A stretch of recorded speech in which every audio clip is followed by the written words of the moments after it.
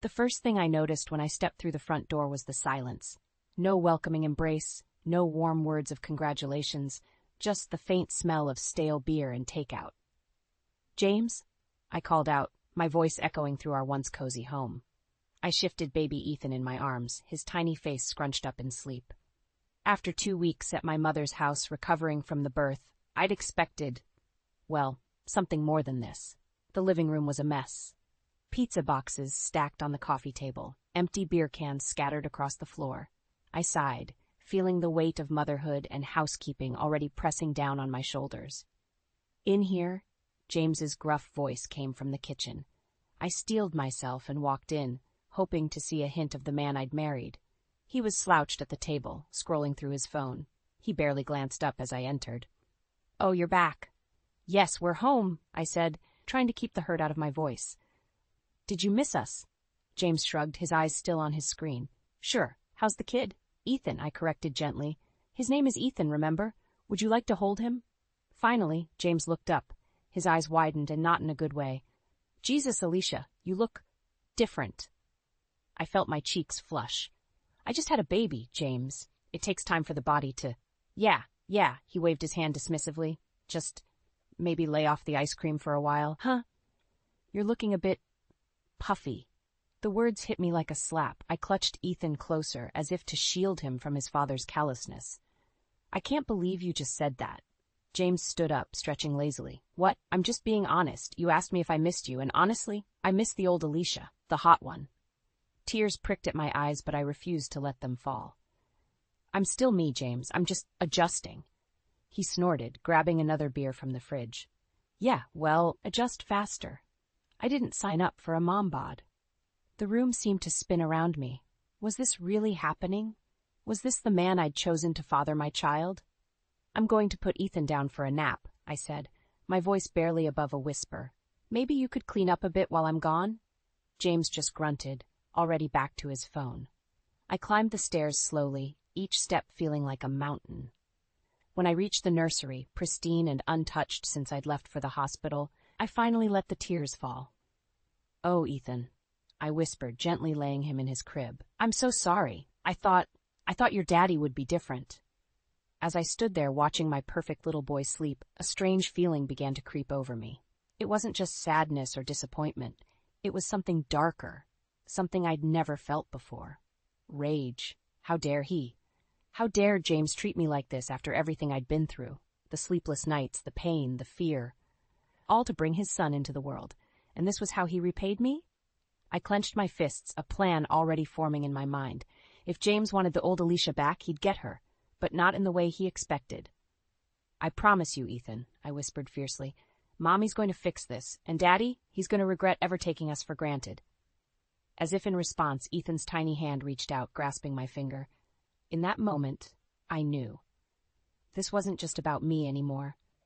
This was about us. And I would do whatever it took to protect my son from a father who clearly didn't deserve him.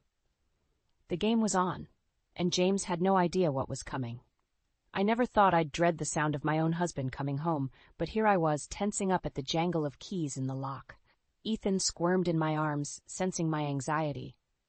"Honey, I'm home," James called out, his voice dripping with sarcasm. I heard the thud of his briefcase hitting the floor, followed by the familiar hiss of a beer can opening. "In the nursery," I called back, trying to keep my voice steady. I just finished changing Ethan and was about to put him down for a nap. Heavy footsteps approached, and James appeared in the doorway, beer in hand.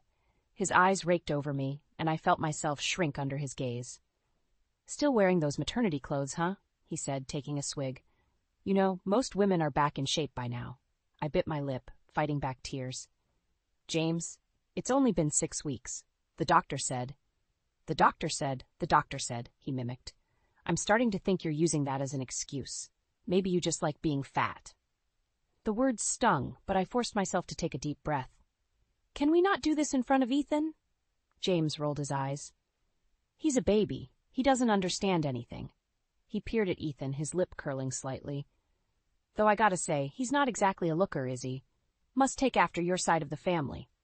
Something snapped inside me. "That's enough!" I hissed, careful not to raise my voice too much. He's perfect, and if you can't see that, then maybe you need to take a good, that hard look at yourself. For a moment, James looked taken aback. Then his face hardened. Watch your tone, Alicia. I'm the one bringing home the bacon around here. The least you could do is try to look good for me. I placed Ethan in his crib, my hands shaking with anger. And what exactly have you done to help since we brought him home? Have you changed a single diaper? Gotten up for a night feeding? Hell, have you even picked up after yourself? James' face flushed red. That's woman's work. I didn't become a father to play housemaid. No, I spat. You became a father to criticize and belittle your wife and son. Well done, James. Father of the Year material right here. He took a menacing step towards me, and for a moment, I thought he might hit me. Instead, he drained his beer and tossed the can on the floor. Clean that up, he growled. And while you're at it, maybe think about hitting the gym. I'm not asking for much, just for my wife to look like my wife again. With that, he stormed out, leaving me trembling in his wake.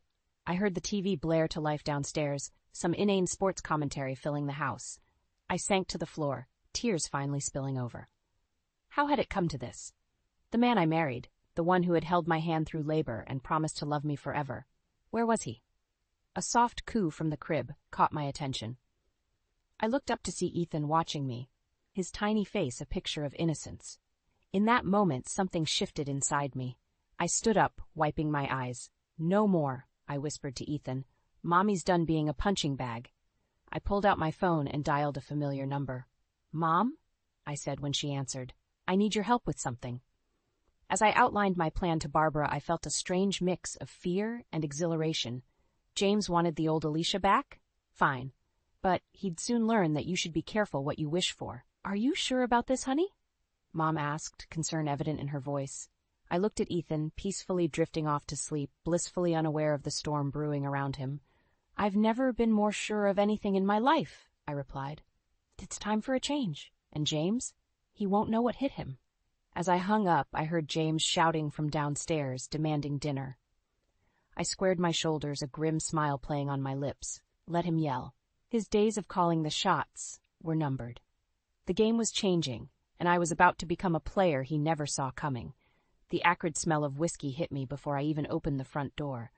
My stomach clenched, knowing what awaited me inside. I took a deep breath, steeling myself for the storm. James? I called out, stepping into our dimly lit living room. Empty bottles littered the coffee table, and the TV blared some mindless reality show. A grunt from the couch was my only answer. I found James sprawled there, eyes glazed, another half-empty bottle dangling from his fingers. You're home early, I said, trying to keep my voice neutral. Rough day at work? He snorted, taking another swig. What do you care? Too busy with your precious baby to give a damn about me. I bit back a retort. Engaging him when he was like this never ended well.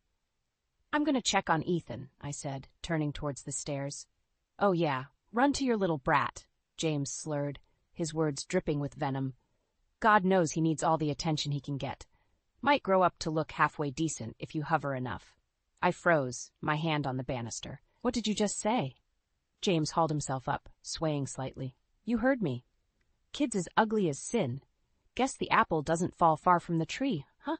Something snapped inside me. All the pent-up anger, hurt, and frustration of the past months came rushing to the surface. How dare you? I hissed, advancing on him. How dare you speak about our son that way? He laughed, a harsh, grating sound. Our son, please. I'm starting to wonder if he's even mine. Gus, maybe you've been fooling around, huh? Found someone who doesn't mind your fat ass? The slap echoed through the room before I even realized I'd raised my hand. James stumbled back, shock momentarily replacing the drunken haze in his eyes. You bitch, he snarled, rubbing his cheek. You'll pay for that. Fear gripped me as he lunged forward, but years of resentment gave me strength. I sidestepped his clumsy attack, sending him crashing into the coffee table. Enough! I shouted, my voice ringing with an authority I didn't know I possessed. I've had enough of your abuse, James. This ends now. He struggled to his feet, glass crunching under his shoes. You think you can stand up to me? You're nothing without me, Alicia. Nothing. A baby's cry pierced the air, snapping us both out of our rage. I turned and raced up the stairs, heart pounding. Behind me, I heard James stumbling after me, his curses following me like a toxic cloud. I burst into the nursery, scooping Ethan into my arms. "Shh, baby, it's okay," I murmured, even as my own tears threatened to fall. "Mommy's here." James appeared in the doorway, his face a mask of drunken fury. "Put him down," he growled. "This is between us." I clutched Ethan tighter, backing away. "Stay back, James. I mean it." He took a menacing step forward. "Or what? You'll slap me again? Go ahead. Give me a reason." In that moment, looking into the eyes of the man I once loved, now twisted by alcohol and hate, I knew what I had to do. This wasn't just about me anymore. It was about Ethan, about giving him the life he deserved. "No," I said, my voice steady despite my racing heart. "I won't give you anything. Not anymore." I reached for my phone with my free hand, never taking my eyes off James. "I'm calling the police," I told him, "and then I'm leaving. For good." Something flickered in his eyes. Fear, maybe, or a moment of clarity. But it was quickly swallowed by rage. "You wouldn't dare," he snarled. I met his gaze, unflinching. "Watch me." As I dialed 911, a strange calm settled over me. This was it, the point of no return. But as I held Ethan close, feeling his tiny heart beating against mine, I knew I was making the right choice. The game had changed. And this time, I was playing for keeps. The gym locker room echoed with the sound of my labored breathing as I stared at my reflection in the mirror. 3 months had passed since that fateful night when I'd finally stood up to James. Now, here I was, drenched in sweat, my muscles aching, but a fire burning in my eyes that I hadn't seen in years. "You're killing it, Alicia," Sarah, my personal trainer, said as she poked her head into the locker room. "Same time tomorrow?" I nodded, managing a smile. Wouldn't miss it for the world. As Sarah left, I allowed myself a moment of pride. The woman in the mirror was changing, not just physically, but mentally. The soft, pliable Alicia who'd let James walk all over her was fading away, replaced by someone stronger, fiercer. Back home, I found my mother, Barbara, playing with Ethan on the living room floor. She'd been my rock these past months, moving in to help with Ethan while I focused on rebuilding myself. "How was the gym, sweetheart?" she asked, scooping up Ethan as I bent to kiss his forehead. "Brutal," I admitted, "but in a good way. I feel alive." Barbara's eyes crinkled with a mixture of pride and concern. "And James? Any word?" I shook my head. After that night, James had moved out, alternating between begging for forgiveness and hurling threats. But I'd held firm, focusing on myself and Ethan.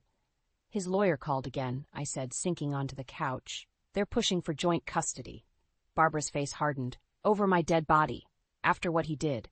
"I know, Mom," I interrupted gently, "but the court doesn't see it that way, without concrete evidence of abuse."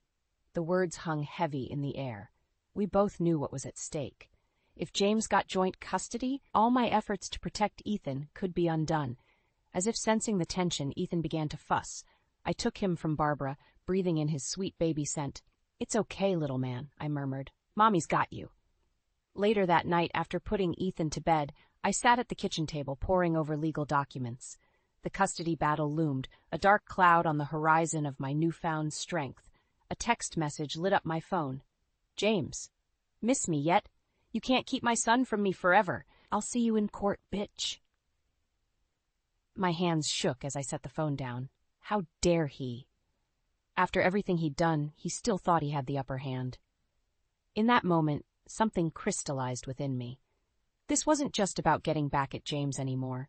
This was about protecting Ethan, about breaking the cycle of abuse before it could touch my son. I picked up my phone again, scrolling through my contacts until I found the number I was looking for.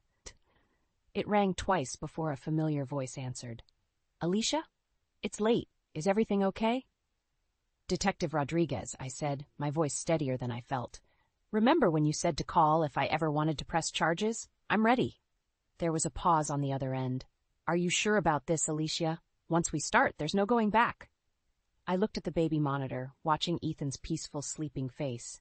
Then my eyes drifted to the mirror in the hallway, catching my reflection. The woman staring back at me wasn't a victim anymore. She was a fighter. "I'm sure," I said firmly. "It's time James faced the consequences of his actions, and I'm going to make damn sure he never hurts us again." As I hung up, a mix of fear and determination coursed through me. The path ahead would be hard, but I was ready. James wanted a fight. He was about to get one he'd never see coming.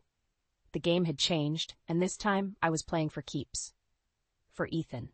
For myself. And for every woman who'd ever been told she wasn't enough. Watch out, James.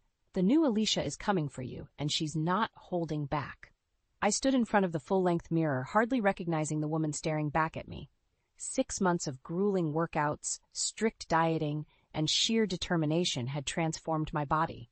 The soft, postpartum curves James had so cruelly mocked were replaced by lean muscle and renewed confidence. "Alicia?" Mom called from downstairs. "James is here for his visitation with Ethan." My stomach clenched. Despite the restraining order, the court had granted James supervised visits. I took a deep breath, smoothing down my form-fitting workout clothes. Time to face the music. As I descended the stairs, I heard James's voice, thick with false charm. "There's my big boy, come to Daddy!" I rounded the corner to find James, looking disheveled and slightly bloated, awkwardly holding Ethan. His eyes widened as they landed on me, a flicker of something, shock, desire, crossing his face before he masked it with a sneer. "Well, well," he drawled. "Look who finally decided to take care of herself." I bit back a retort, focusing instead on Ethan. "Hey, sweetie, Mommy's right here if you need me, okay?" James scoffed. "He doesn't need you hovering. Do you, champ?" He bounced Ethan roughly, causing him to whimper. "Careful," I snapped, instinctively reaching for my son. James pulled away, his eyes narrowing. "Back off. It's my time with him." The tension in the room was palpable. Mom stepped in, ever the peacekeeper. "Why don't we all sit down? I've made some snacks." As we moved to the living room, I couldn't help but notice James's labored breathing, the way his shirt strained against his expanding waistline. My secret weapon, weekly deliveries of high-calorie, irresistible treats to his apartment, was clearly working. James plopped onto the couch, immediately reaching for the plate of cookies. "At least someone in this house knows how to treat a guest," he mumbled through a mouthful of crumbs. I perched on the edge of an armchair, watching him like a hawk as he interacted with Ethan. Despite his bravado, it was clear he had no idea how to handle a baby. "So," James said, eyeing me over Ethan's head, "you've been busy, huh? Trying to relive your glory days?" I met his gaze steadily. "I've been taking care of myself, something you might want to consider." His face flushed red. "Watch it, Alicia. Don't forget who made you who you are." "Oh, I haven't forgotten," I replied, my voice low and dangerous. "I remember everything." The air crackled with unspoken threats. Ethan, sensing the tension, began to cry. James looked panicked, holding him at arm's length. "Here," I said, standing up. "Let me." "I said back off," James snapped, jerking away. In his haste, he lost his grip on Ethan. Time seemed to slow down. I lunged forward, my heart in my throat, as Ethan slipped from James's grasp. By some miracle, I managed to catch him just before he hit the floor. "Oh my God," Mom gasped, rushing to our side. I clutched Ethan to my chest, my whole body shaking. James stood frozen, his face ashen. "I didn't mean to," he stammered. White-hot rage coursed through me. "Get out," I hissed. "Get out now." "Alicia, please, it was an accident." "An accident," I exploded.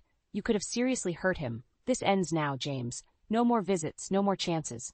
I'm calling my lawyer, and I'm going for full custody." James's face contorted with fury. "You can't do that. He's my son, too." "A son you just dropped," I shouted back. "Leave, James, before I call the police." For a moment I thought he might lunge at me, but then, deflating like a punctured balloon, he turned and stomped out, slamming the door behind him. As the echo faded, I sank to the floor, still cradling Ethan. Mom knelt beside us, her hand on my shoulder. "Are you okay, sweetheart?" she asked softly. I looked down at Ethan, his tiny fingers curled around mine, his eyes wide with trust. In that moment, I knew there was no going back. This wasn't just about revenge anymore. This was about protecting my child, no matter the cost.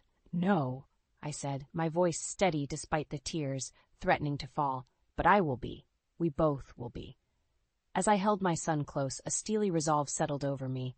James had no idea what was coming, but he was about to find out just how far a mother would go to protect her child. "Mommy, do I have to go?" Ethan's small voice quivered as I helped him into his coat. My heart clenched, but I forced a smile. "It's just for the weekend, sweetie. Remember what we talked about? Daddy misses you." 4 years had passed since that fateful day when James nearly dropped Ethan. Despite my best efforts, the court had recently granted James unsupervised weekend visits. The thought of Ethan alone with him made my stomach churn. A car horn blared outside. James, impatient as ever. "Come on, champ!" James called from the driveway, his voice overly cheerful. "We've got a big weekend planned." I walked Ethan out, my grip on his hand perhaps a little too tight. James stood by his car, a far cry from the fit man I'd married. Years of my special deliveries and his own neglect had taken their toll. He was easily 100 pounds heavier, his once chiseled face now puffy and red. "Hey, big guy!" James scooped Ethan up, grunting with the effort. "Ready for some man time?" Ethan nodded hesitantly, looking back at me. I swallowed hard, pushing down the urge to snatch him back. "Be good for Daddy, okay?" I said, kissing his forehead. Then, to James, my voice low and steely, "Remember, he has swimming lessons tomorrow at 10. Don't be late." James rolled his eyes. "Relax, Alicia. I've got this. Maybe if you weren't so busy at that gym of yours, you'd trust me more." I bit back a retort. My job at the fitness club had been a godsend, not just financially, but for my sanity. Plus, it gave me access to resources I needed for the next phase of my plan. As they drove away, I felt a familiar mix of anger and fear bubbling up. I needed to channel it, to stay focused. I headed to the gym, throwing myself into a punishing workout. Hours later, drenched in sweat and pleasantly sore, I checked my phone. No messages from James. I tried not to worry. He wouldn't dare mess this up, not when he was finally getting what he wanted. Sunday afternoon arrived with agonizing slowness. I paced the living room, checking the clock every few minutes. They were late. Very late. Just as I was about to call, I heard a car door slam. I rushed outside to find James struggling to get Ethan out of the car seat. "What happened?" I demanded, taking in Ethan's tear-stained face and James' disheveled appearance. "Nothing," James snapped. "Traffic was bad." But as Ethan ran to me, I noticed something that made my blood run cold, a small angry bruise on his arm. "Ethan," I said, keeping my voice calm, "but how did you get this bruise?" Before he could answer, James cut in. "He fell at the park. Kids, you know. Always getting into scrapes." Ethan looked up at me, his eyes wide and fearful. In that moment, I knew James was lying. "Go inside, sweetie," I said softly. "Grandma's waiting with a surprise." As soon as Ethan was out of earshot, I rounded on James. "What really happened?" James's face darkened. "I told you he fell. Are you calling me a liar?" "Wouldn't be the first time," I shot back. "If I find out you laid a hand on him..." "You'll what?"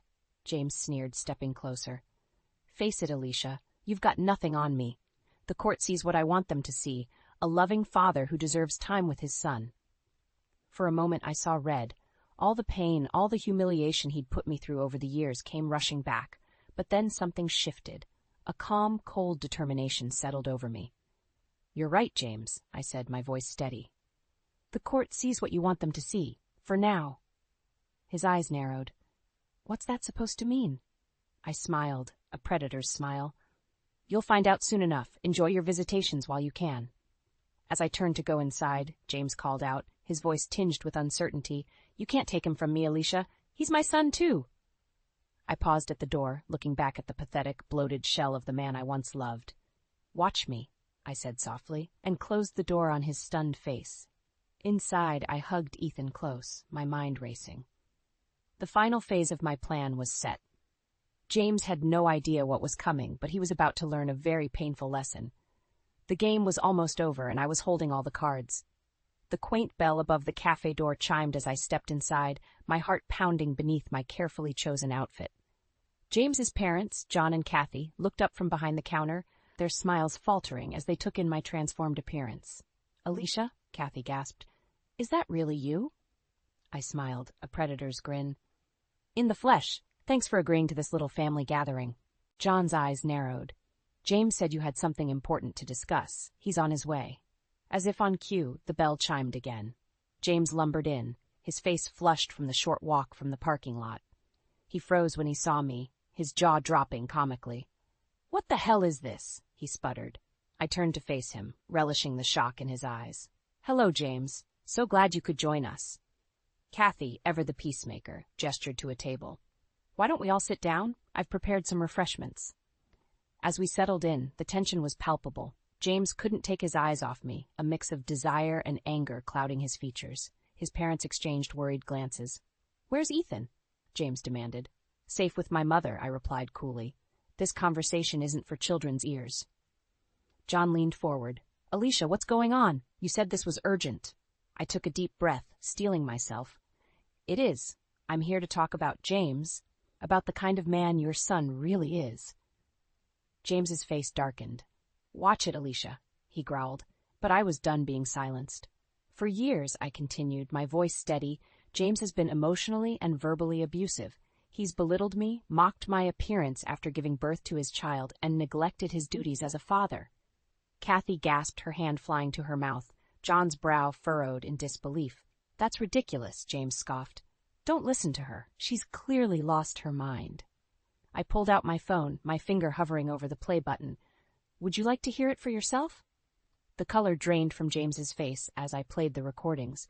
His cruel words, his drunken rants, the sound of objects being thrown, all preserved in damning clarity.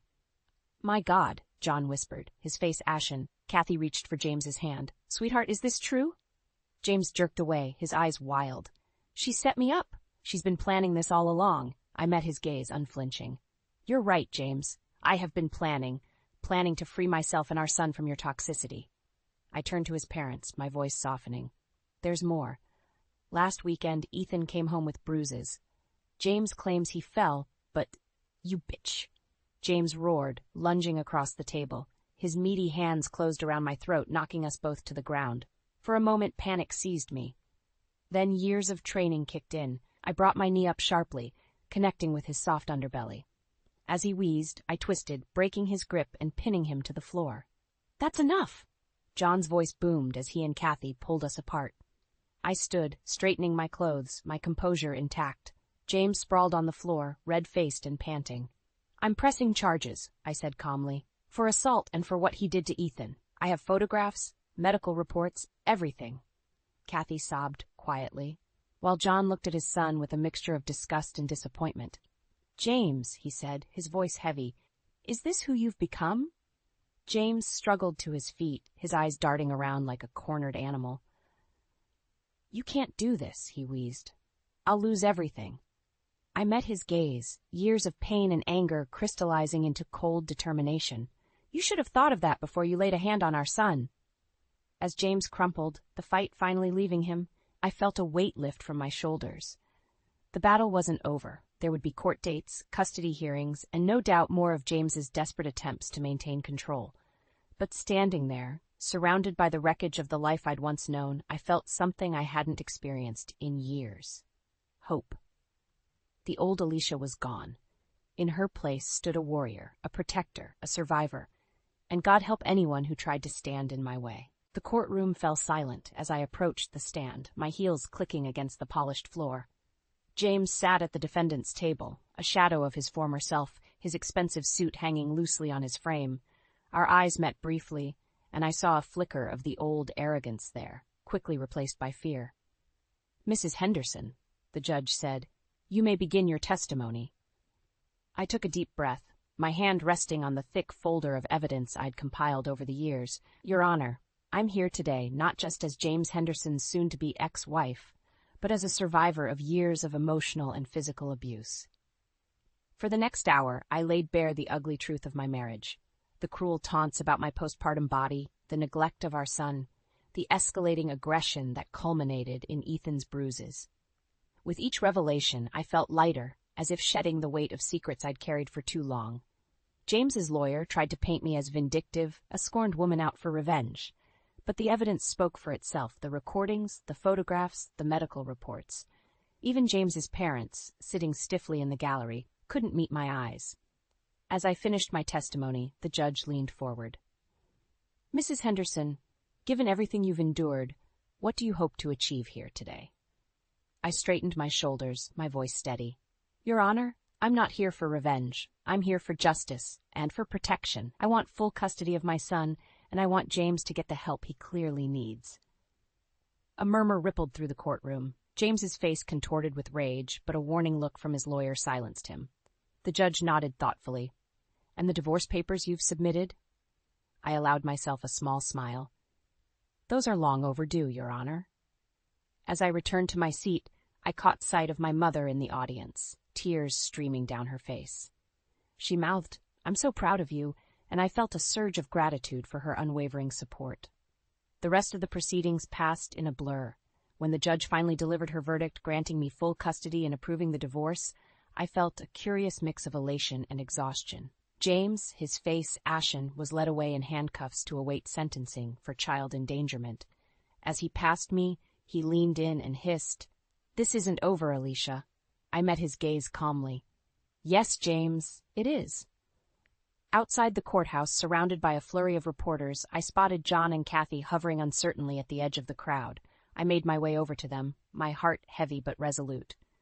"Alicia," Kathy began, her voice trembling, We had no idea, all those years." John cut in, his face lined with shame. "We failed you, and we failed our grandson. Can you ever forgive us?" I took a deep breath, considering my words carefully. "It's not about forgiveness right now. It's about moving forward. Ethan will need his grandparents in his life. If you're willing to be there for him, really be there, then we can work on rebuilding." They nodded eagerly, tears in their eyes. As they walked away, I felt a chapter of my life closing. My mother appeared at my side, wrapping an arm around me. "Ready to go home, sweetheart?" Home. The word held new meaning now. Not a battleground, not a prison, but a sanctuary for me and my son. "More than ready," I replied, smiling. As we drove away, leaving the courthouse and the remnants of my old life behind, I felt a sense of peace settling over me. The road ahead wouldn't be easy. Single motherhood, healing from trauma, rebuilding my life. But for the first time in years, I was excited for the future. The woman who had entered that courtroom was not the same one leaving it. I was stronger now, wiser, unbreakable. James had tried to diminish me, to break my spirit, but in the end, he'd only fueled my transformation. I thought of Ethan waiting for me at home and smiled. We had a whole new life ahead of us, full of love, laughter, and endless possibilities. The game was over, and this time we had both won.